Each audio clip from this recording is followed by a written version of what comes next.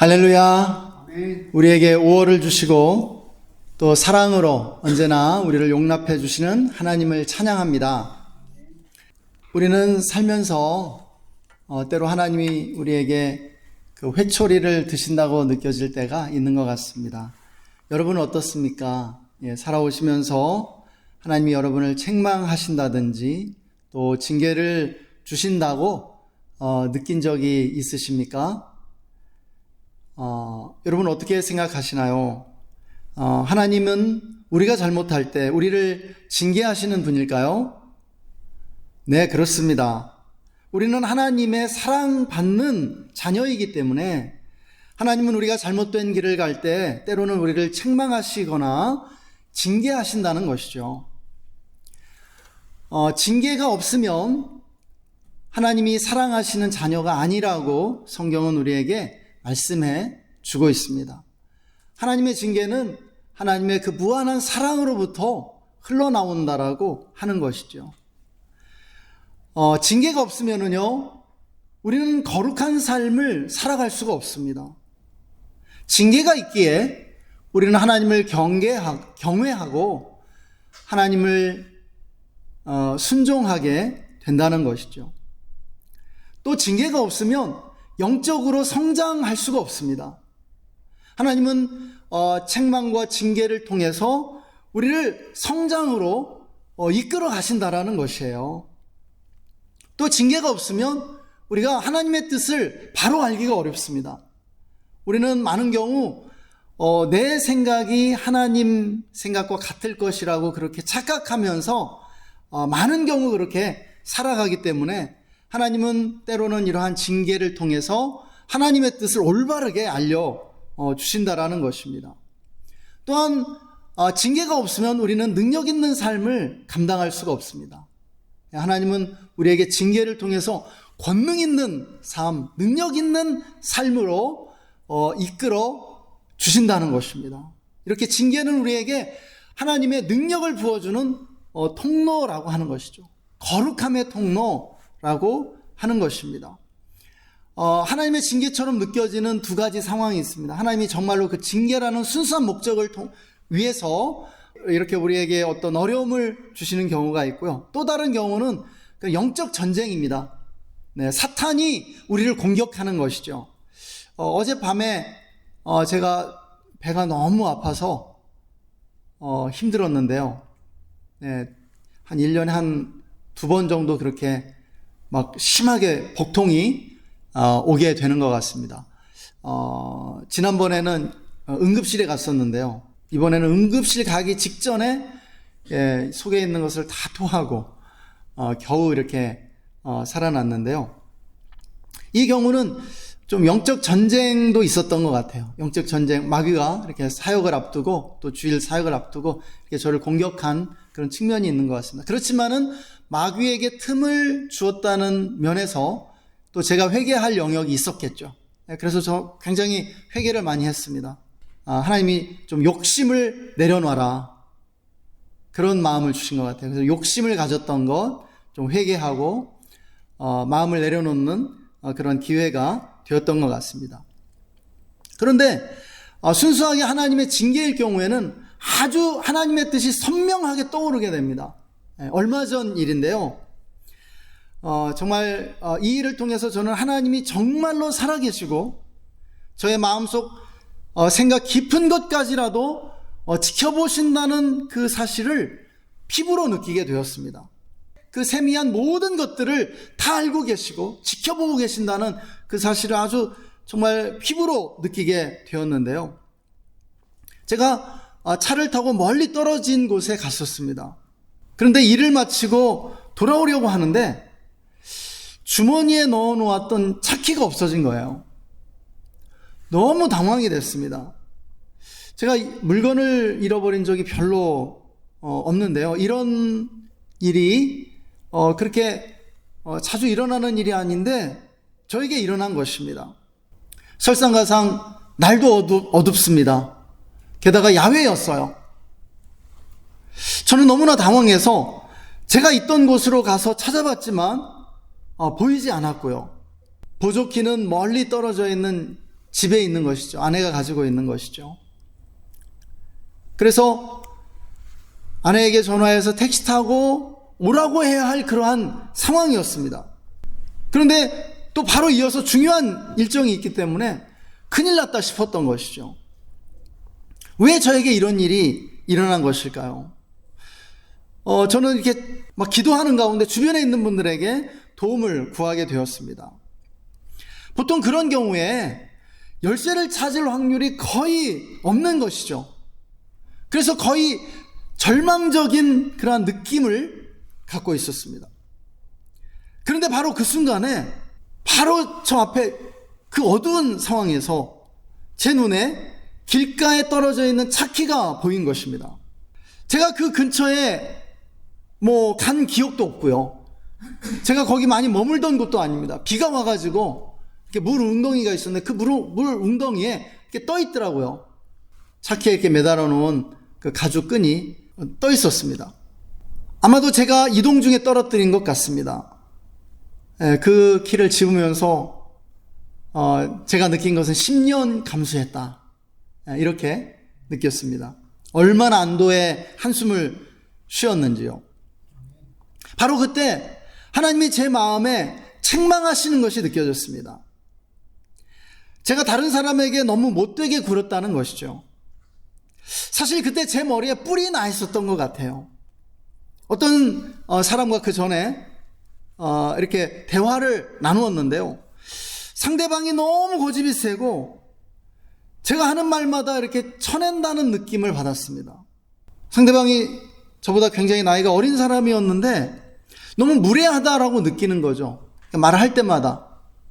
그래서 제가 마음이 상해서 제가 그 사람하고 더 이상 말을 하지 않기로 그렇게 마음먹었습니다. 그 직후에 상대에게 도움이 필요한 상황이 있었는데 저는 아무 도움도 주지 않았고요.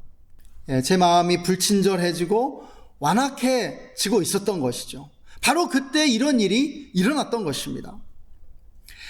그때 저에게 떠올랐던 장면은 모세가 무리바 물가에서 백성들에게 화를 냈을 때의 그 장면이었습니다. 하나님이 모세를 꾸짖는 장면이었죠. 민수기 20장을 보면은요, 가데스의 무리바 물가에서 백성들과 모세가 다툰 이야기가 나오게 됩니다. 광야에서 40년을 보낸 이스라엘 백성이요, 가데스를 지나고 있었습니다. 그런데 백성이 물을 찾지 못해 목마르다고 모세에게 불평을 하게 되는 것이죠. 백성들은 모세에게 모세가 우리를 목말라 죽게 한다, 이렇게 거칠게 항의해 왔습니다. 이때 모세의 마음이 많이 상했던 것 같습니다.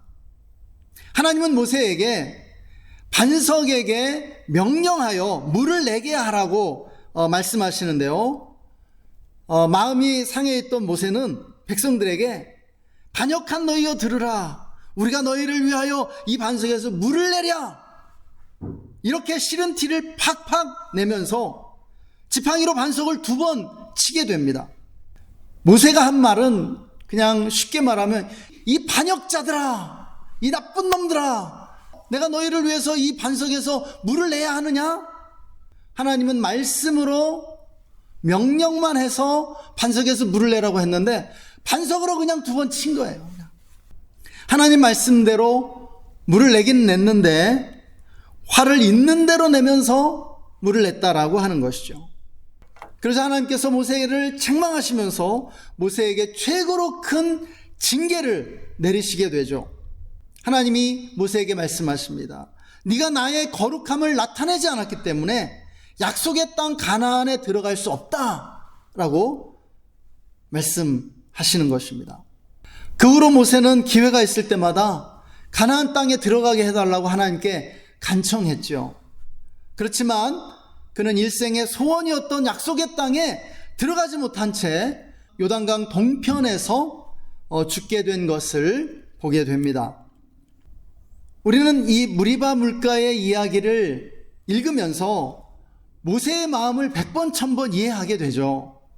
그렇게 불만이 많은 백성들, 정말 시도 때도 없이 모세에게 반역한 이 백성들에게 마음이 상해서 모세가 화를 냈던 것이죠.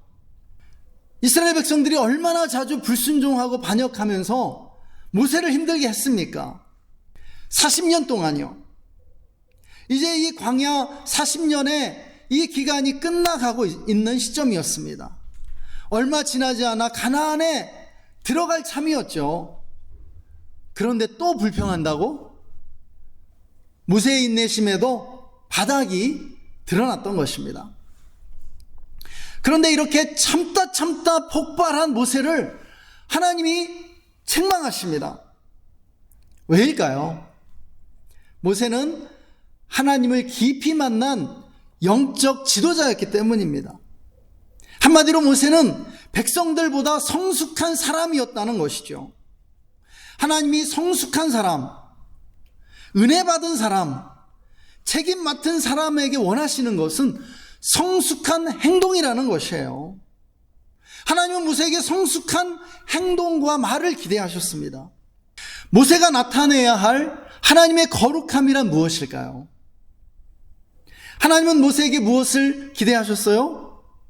하나님을 대신해서 하나님의 사랑, 하나님의 친절, 하나님의 인내, 하나님의 오래 참으심, 하나님의 선하심을 모세가 대신 나타내기를 원하셨다고요. 거룩함이란 무엇입니까?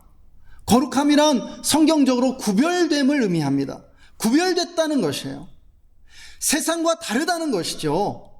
상대방이 화내면 나도 화내는 것이 세상의 방식입니다. 상대방이 이기적으로 굴면 나도 이기적으로 굴어도 된다는 것이 세상의 생각이에요. 그러나 하나님은요, 우리에게 당신이 거룩하신 것처럼 우리도 거룩해야 한다고 말씀하셨습니다. 이것은 무슨 뜻이냐면 세상과 달라야 한다는 것이에요. 세상의 방식과 다른 방식으로 행동해야 한다는 것이죠. 악으로 악을 갚지 말고 복수하지 말고 선으로 악을 이기라는 말씀입니다. 할렐루야. 앞서 저는 차키를 잃어버리는 경험을 통해 하나님의 책망과 징계를 경험했다고 말씀드렸습니다. 사실 주님은 제가 받아야 할 것보다 훨씬 더 부드럽게 저를 어루만져 주신 것이죠. 그냥 살짝 터치해 주시면서 아들아 그러지 마 이렇게 말씀하신 것입니다. 얼마나 친절하고 자비로우십니까? 제가 바로 차키를 찾을 수 있도록 제 눈을 열어주셨잖아요. 어떻게 차키가 거기 있느냐는 거예요. 저는 제가 바로 그 자리에서 차키를 찾은 건 기적이었다라고 믿습니다. 하나님이 우리에게 원하시는 것은요, 우리가 이 세상에 하나님의 거룩함을 나타내는 것입니다. 여기서 거룩함은요, 하나님의 성품이라는 표현으로 대체할 수가 있습니다. 여러분, 하나님의 성품을 나타내기를 하나님은 원하시는 것이에요. 오늘 본문에 나오는 표현으로 바꾸면 착한 행실을 나타내는 것이죠. 빛을 비추는 것입니다. 너의 빛을 비추라. 주님은 본문에서 말씀해 주고 계십니다. 우리가 세상에서 착한 행실을 나타내면요, 우리가 이 어두운 세상에 그리스도인의 이 빛을 비추면요, 사람들이 하나님께 영광을 돌리게 된다라고 가르쳐 주십니다. 우리는 이 세상에 살면서 완악해지고 이기적인 사람 되기가 얼마나 쉽습니까? 차키를 잃어버리기 직전에 저처럼 말입니다. 그러나 차키를 잃어버리는 경험을 통해 제 정신이 번쩍 들었습니다. 하나님이 저를 만져주셨기 때문이죠. 여러분, 선한 마음 품어야 합니다. 친절해야 합니다. 이 완악한 세상 속에서, 불친절한 세상 속에서 우리는 친절해져야 해요. 차갑게 말하고 이기적으로 행동하는 이 세상 속에서 착한 말과 행실을 나타내야 합니다. 우리가 세상 사람들과 똑같아지면은요, 무리바 물가의 모세처럼 하나님의 거룩함을 나타내지 않는 죄를 범하게 되는 것이에요. 여러분, 우리 그리스도인들은 여러분 이 세상 속에서 좁은 길을 가야 하는 그런 어려운 입장에 서 있습니다. 악을 선으로 갚아야 하는 그 어려운 입장에 서 있는 것이죠. 자기 몫을 찾으려고 아둥바둥하는 이 세상 속에서 손해를 봐야 하는 어려운 그러한 입장에 서 있는 것이 우리 그리스도인이라는 사실입니다. 사랑하는 여러분, 우리에게 불친절한 사람들, 이기적으로 구는 그러한 사람들에게 화내지 맙시다. 나보다 약한 이들에게, 나보다 정말 잘 못하는 사람들에게 화내지 맙시다. 친절하고 선한 마음 품고 살아갑시다. 그것이 하나님이 우리에게 원하시는 것입니다. 여러분 믿으십니까? 할렐루야.